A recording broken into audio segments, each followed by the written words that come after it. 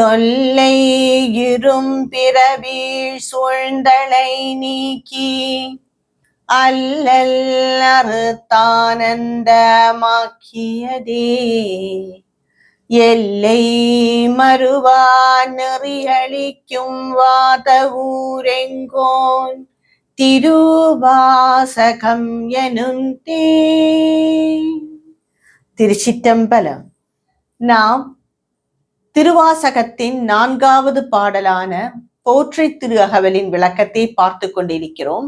இதுவரை 74 வரிகளுக்கான விளக்கத்தை பார்த்து முடித்துள்ளோம். மேலும் பல வரிகளுக்கான விளக்கத்தை இன்றைய வீடியோவில் காண்போம். அருபரத்தொருவன் அவனியில் வந்து குருபரனாகி அருளிய பெருமையை சிறுமை என்றிகழாதே திருவடியினையை பிறவினை அறியா நிழலது போல. இந்த சில வரிகளில் மேலும் சில வரிகளிலும் மாணிக்கவாசக அடிகளார் அவர் சிவபெருமானை திருப்பெருந்துறையிலேயே கண்டதை பற்றியும் அந்த உண்மையான பக்தியை பற்றியும் கூறுகிறார். அருப்பெருந்தொருவன் அவனியில் வந்து, அதாவது அவனி என்றால் பூமி, இந்த பூமியில் அவன் குரு ரூபத்தில் வந்து இறங்கினான்.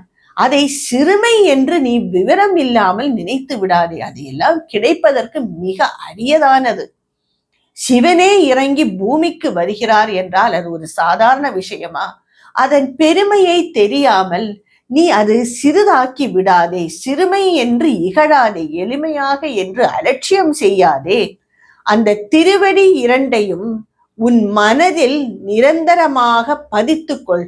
உன்னுடன் இருந்து உன்னுடைய நிழல் எவ்வாறு விலகாதோ அதுபோல் உன் மனதில் அந்த ஈசனின் திருவடிகள் எப்பொழுதுமே இருக்க வேண்டும், விலகவே கூடாது என்று அறிவுரை கூறுகிறார் மாணிக்கவாசக அடிகளார்.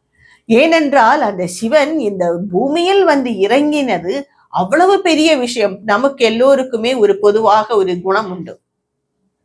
கிடைக்காதது கிடைத்து விட்டால் கொஞ்சம் நாள் அது பெரிதாக இருக்கும், அப்புறம் அதுதான் நமக்கு கிடைத்து விட்டதே என்று நம்ம அலட்சியம் செய்து விடுவோம். இதுபோல் மாணிக்கவாசக அடிகளார் கூறுகிறார், இந்த சிவன் அந்த பூமியில் வந்து இறங்கினது ஒரு பெரும் விஷயம், அது சாதாரணமாக நீ தள்ளிவிடாதே. அவன் திருப்பாதங்களை உன் மனதிலேயே வைத்திரி, அது நீங்காமல் இருக்கட்டும் என்று கூறுகிறார். முன்பின்னாகி முனியாது அத்திசை என்புதைந்துருகி நெக்கு நெக்கேங்கி அன்பெனும் மாறு கரையது புரள நன்புலன் ஒன்றினாதவென்றரற்றி. உண்மையான பக்தியில் எந்த எதிர்பார்ப்போ எந்த ஒரு வேறு எந்த கருத்துக்காகவும் நாம் பக்தி சிவனிடம் இருக்காது. சிவனுக்காகவே அந்த பக்தி இருக்கும். அதுதான் உண்மையான பக்தி. பொதுவாக நாம் எல்லோருக்கும் இப்பொழுது பக்தி இருக்கிறது என்னவென்றால், நாம் உலக வாழ்க்கையில் ஏதாவது அடைய வேண்டும் என்றால் பெரும் பக்தியுடன் இருப்போம். ஏன், உலக வாழ்க்கையில் ஏதாவது அடைந்து விட்டால் கூட எப்படி நாம் ஒப்பிட்டு பார்ப்போம், அவர் பெரிய சிவபக்தன், அதனால்தான் அவருக்கு எல்லாம் கிடைத்து விட்டது என்று.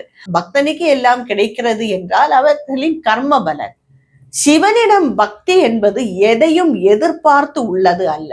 அந்த பக்தனும் சிவனும் ஒன்றாக இருக்கும் நேரம்தான் அந்த உண்மையான பக்தி. அந்த ஒரு தருணத்தில் எந்த எதிர்பார்ப்போ ஆசைகளோ இருக்கக்கூடாது, இருக்காது. உண்மையான பக்தியில் இருக்காது.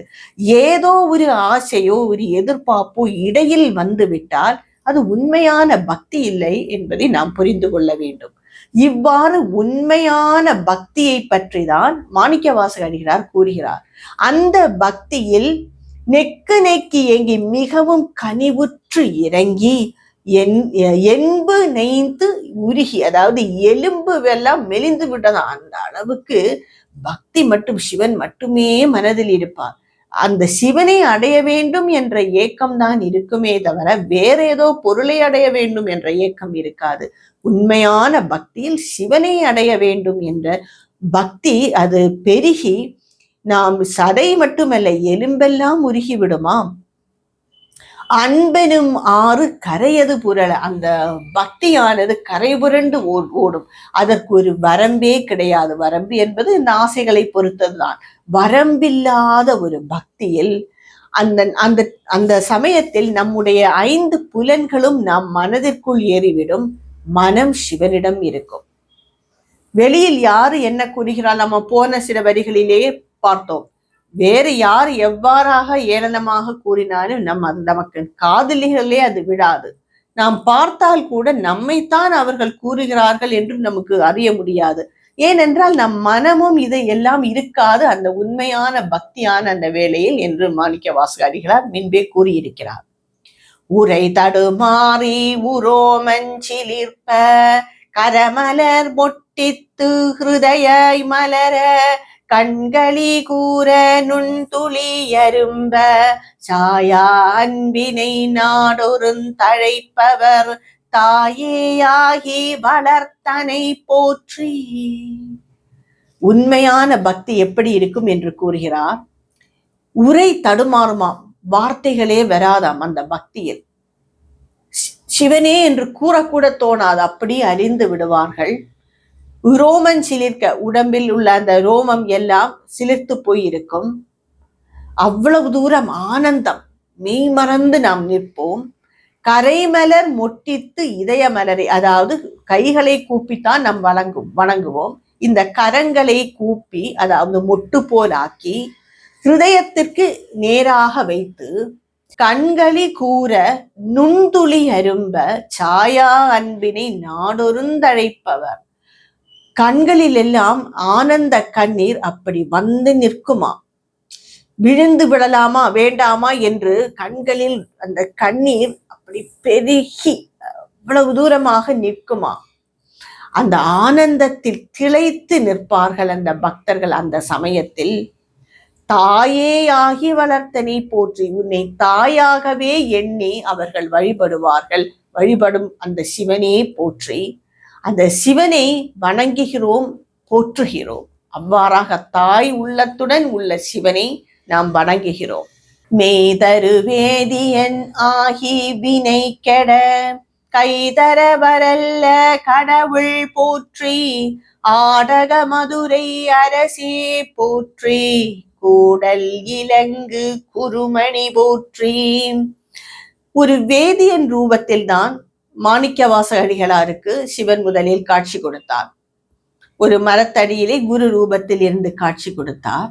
உண்மை பொருளை விளக்க வந்த வேதியனாக ஒரு குரு ரூபத்தில் நீ வந்ததனால் என்னுடைய வினை கெட, என்னுடைய பாவங்கள் எல்லாம் அழிந்து விட்டது பகவானே.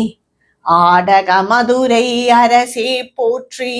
ஆடகம் என்றால் மிக செல்வ செழிப்புள்ள மதுரையை ஆண்ட சோமசுந்தர கடவுளை போற்றி. கூடல் இலங்கு குருமணி போற்றி. ஒரு சமயத்தை இந்திர தேவனுக்கு ஏதோ கோபம் வந்து விட்டது. 7 பெரும் மேகங்களை அனுப்பினாரான் மதுரையில் மழை பெய்து பிரளயம் வந்து அழிப்பதற்காக. 7 பெரும் மேகங்கள் வந்து சுற்றி நின்றது மதுரையை சுற்றி. சோமசுந்தர கடவுளோ ஒரு 4 மேகங்களை திருப்பி அனுப்பி அந்த மழையே இல்லாமல் ஆக்கிவிட்டார். இதனால்தான் அது கூடல் என்று கூறுவார்கள். கூடல் இலங்கு குருமணி போற்றி. அவ்வாறாக மதுரையை காப்பாற்றியவனே போற்றி என்று கூறுகிறார் மாணிக்க வாசகடிகளார். மேலும் பல வரிகளின் விளக்கத்தை என்னுடைய அடுத்த வீடியோவில் காண்போம். திருச்சிற்றம்பலம்.